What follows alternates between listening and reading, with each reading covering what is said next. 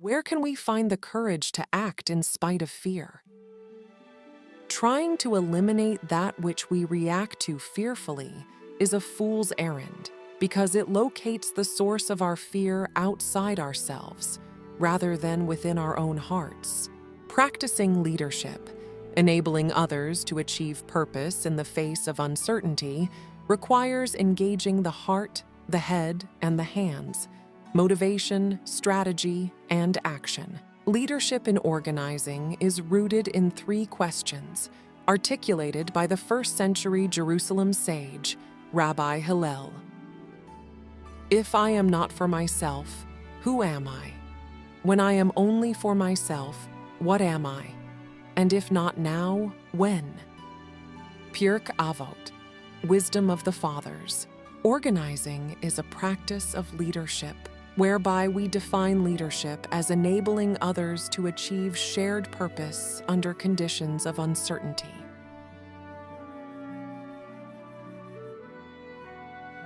Organized collective action challenging the status quo, a social movement, requires leadership that goes far beyond a stereotypical charismatic public persona with whom it is often identified.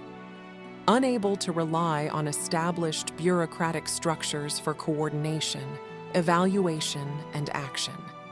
Such action depends on voluntary participation, shared commitments, and ongoing motivation. Movements must mobilize under risky conditions, not only because well-resourced oppositions often resist their efforts, but also because the undertaking itself is fraught with uncertainty about how and whether it can happen in the first place. Mobilizing others to achieve purpose under conditions of uncertainty, what leaders do challenges the hands, the head, and the heart.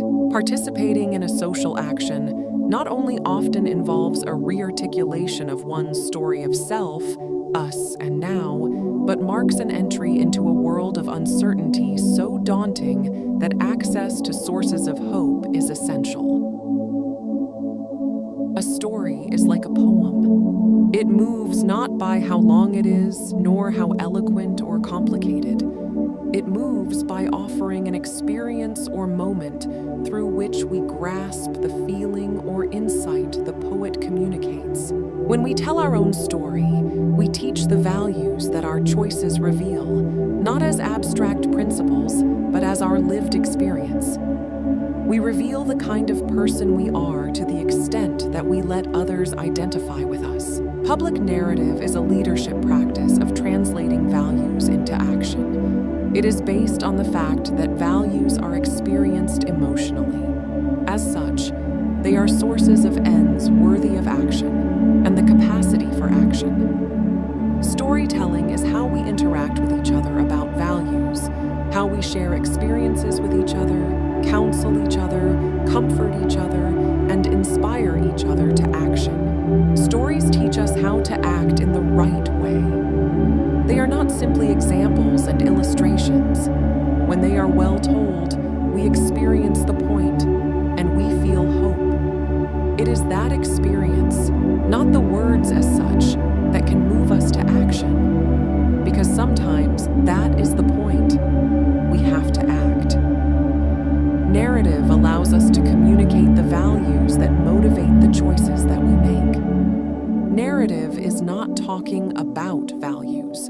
Rather, narrative embodies and communicates values.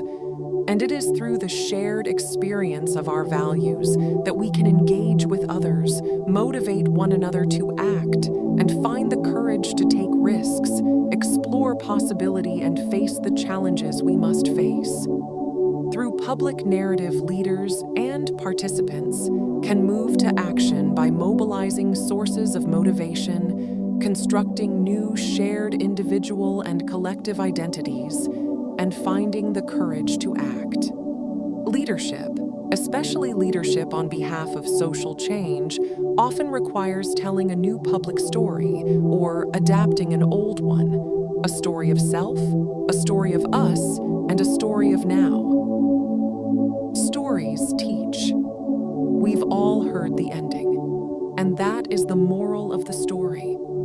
Have you ever been at a party where someone starts telling a story and they go on and on and on? Someone may say, or want to say, "Get to the point." We deploy stories to make a point and to evoke a response.